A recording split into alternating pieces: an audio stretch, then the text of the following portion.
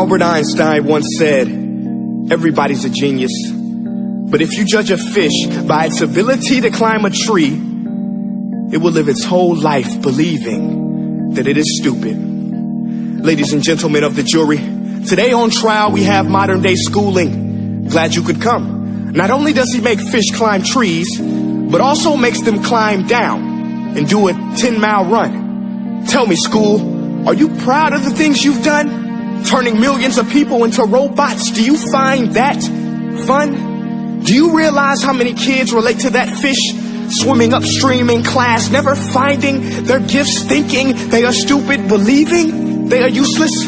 Well, the time has come, no more excuses. I call school to the stand and accuse him of killing creativity, individuality, and being intellectually abusive. He's an ancient institution that has outlived his usage. So, Your Honor, this concludes my opening statement, and if I may present the evidence of my case, I will prove it. Proceed. Exhibit A. Here's a modern day phone. Recognize it? Here's a phone from 150 years ago. Big difference, right? Stay with me. Here's a car from today. And here's a car from 150 years ago.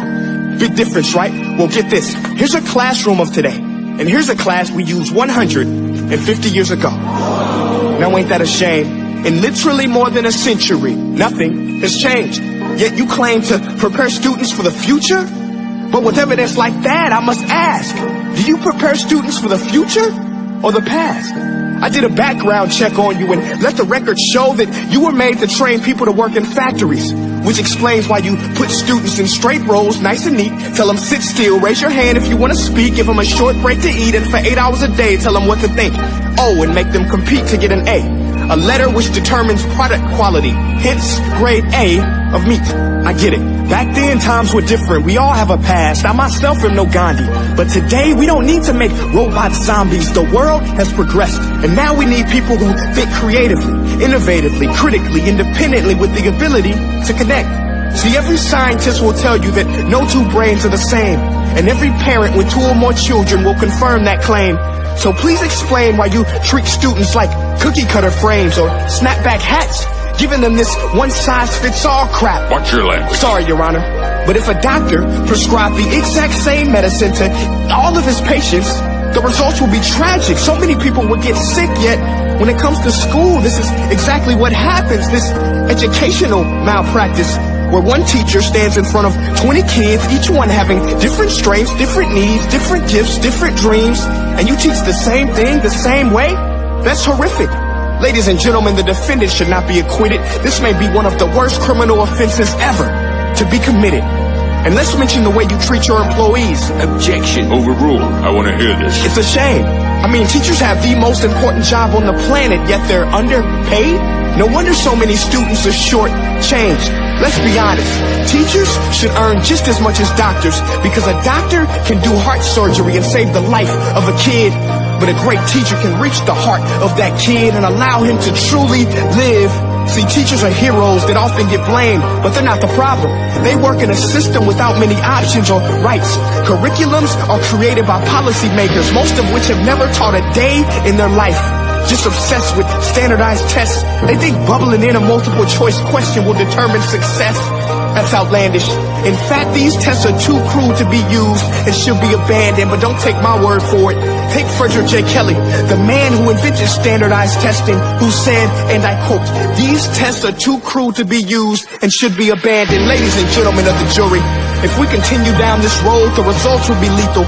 I don't have much faith in school, but I do have faith in people. And if we can customize healthcare, cars, and Facebook pages, then it is our duty to do the same for education, to upgrade it, change it, do away with school spirit, because that's useless. Unless we're working to bring the spirit out of each and every student, that should be our task. No more Common Core. Instead, let's reach the core of every heart in every class. Sure, math is important, but no more than art or dance. Let's give every gift an equal chance. I know this sounds like a dream, but countries like Finland are doing impressive things. They have shorter school days. Teachers make a decent wage. Homework is non-existent, and they focus on collaboration instead of competition. But here's the kicker, boys and girls. Their educational system outperforms every other country in the world. Other places like Singapore are succeeding rapidly. Schools like Montessori, programs like Khan Academy. There is no single solution, but let's get moving.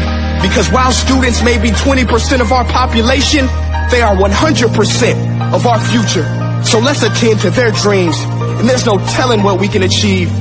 This is a world in which I believe, a world where fish are no longer forced to climb trees.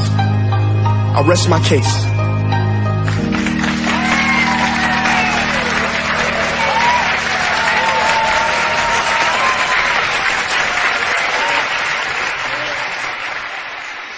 Hey guys, my name is Prince EA, and I want to say thank you so much for watching my video. But now, I want to know what you think. How can we together create a more efficient, effective, and just better future of learning? I want you to visit nestday.com/preorder the future and share your thoughts and ideas on the topic. Peace.